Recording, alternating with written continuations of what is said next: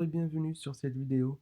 Je vais vous présenter brièvement comment créer un QCM avec notation automatique grâce à la plateforme Google Forms.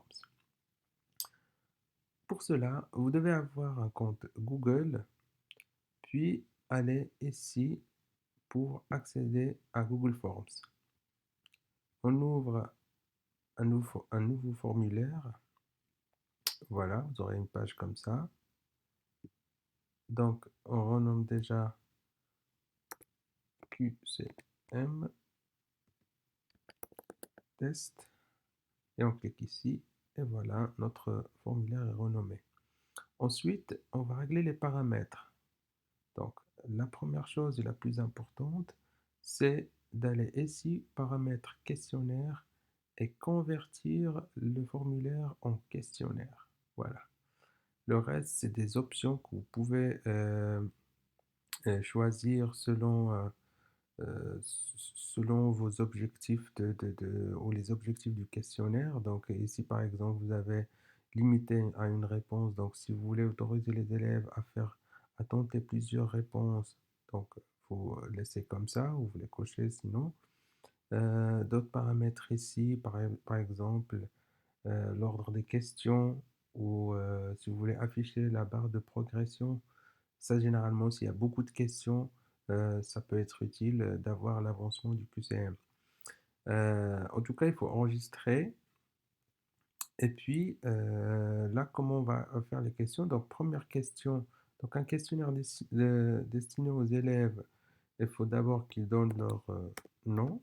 Voilà. Et là, vous avez les types de réponses. Donc, là, pour cette question, plutôt une réponse courte. Voilà. Et on va la rendre obligatoire.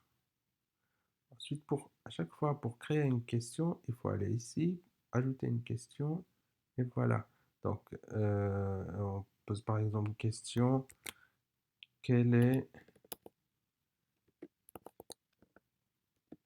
la monnaie de Danemark, par exemple. Et là, donc, des réponses à choix multiples. On va dire, est-ce que c'est l'euro, la couronne, ou bien le yen. Et ici en bas, vous avez là à gauche, corriger. Donc il faut cliquer ici pour choisir la bonne réponse. C'est bien la couronne et on va choisir le nombre de points à attribuer pour cette question. Donc, on va donner 2 points par exemple et je valide. La même chose, donc je appuie ici pour créer une deuxième question. Par exemple, je demande où se trouve point d'interrogation et là je peux, si vous voyez ici, on peut illustrer la question avec une image ou avec une vidéo aussi. Là, par exemple, moi, je vais utiliser une image. Donc, vous appuyez, vous pouvez télécharger depuis Internet. Moi, je parcours ou parcourir ici. Moi, voilà, je vais choisir cette photo. Voilà, je leur demande où se trouve. Est-ce que c'est la tour de Pise se trouve en France,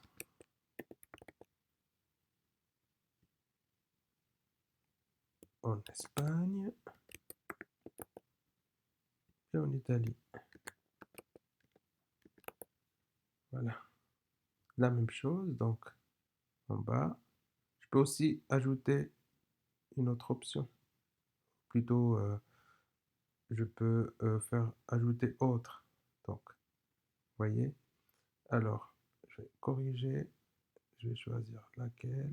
Donc, c'est là la bonne réponse. Je donne par exemple 3 points pour cette question. Je valide. Et voilà.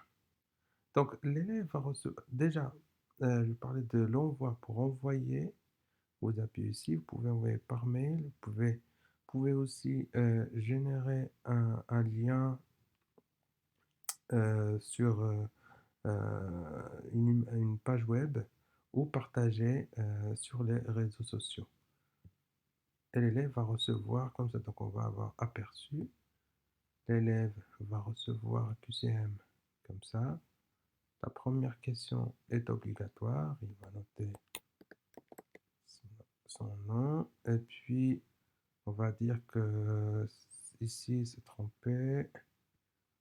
Là, il a répondu juste. Il a envoyé.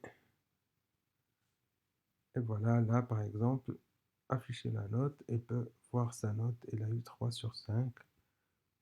Voilà. Côté enseignant, il, il va avoir comme ça, va recevoir les réponses. Donc, il suffit d'appuyer ici.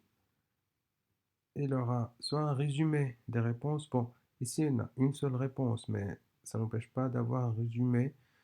Donc, si on avait plusieurs réponses, un résumé comme ça, avec des graphiques, voyez, aussi des réponses individuelles.